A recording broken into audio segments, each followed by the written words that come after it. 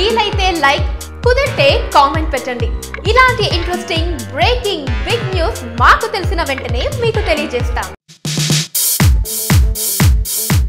ఔషధ గుణాలున్న ఆహారాన్ని రోజు ఆహారంలో తీసుకోవడం ద్వారా ఆరోగ్యానికి ఎంతో మేలు జరుగుతుందని ఆయుర్వేద నిపుణులు అంటున్నారు. అయితే అల్లం తొక్కును తీసేయకుండా అలానే దంచేస్తే మాత్రం డేంజరే అంటున్నారు ఆయుర్వేద నిపుణులు. ఎందుకంటే అల్లం తొక్కలో విష పదార్థాలుంటాయట.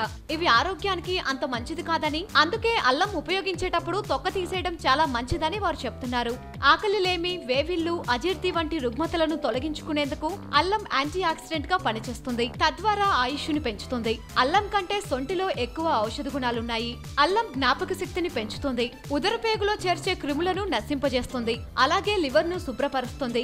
ఆకలిలేమితో బాధపడేవారు అల్లం, కొత్తిమీర తరుగుతో పచ్చడి తయారు చేసుకుని తీసుకోవడం మంచిది. గొంతు నొప్పికి అల్లం రసం మెరుగ్గా పనిచేస్తుంది. కానీ అల్లాన్ని మితంగా తీసుకోవాలి. ఇక అల్లం రసాన్ని పాలల్లో కలుపుకొని తీసుకుంటే వ్యాధులు దరిచేరవు, బరువు కూడా తగ్గుతారు. ఇక అల్లం పచ్చడి గొంతు నొప్పి, ఛాతి నొప్పిని దూరం చేస్తుంది. అల్లం రసంలో బెల్లం కలుపుకొని తాగితే వాత సమస్యలు దూరం అవుతాయి. ఇక అలాగే అల్లం, పుదీనా పచ్చడిని తీసుకుంటే పిత్తం, అజీర్తి దూరం అవుతుంది. ఇక అలాగే నోటి దుర్వాసన ఉండదు, చురుగ్గా ఉంటారు. అంతేకాకుండా కడుపు ఉబ్బరం కూడా తగ్గుతుందని ఆయుర్వేద నిపుణులు అంటున్నారు.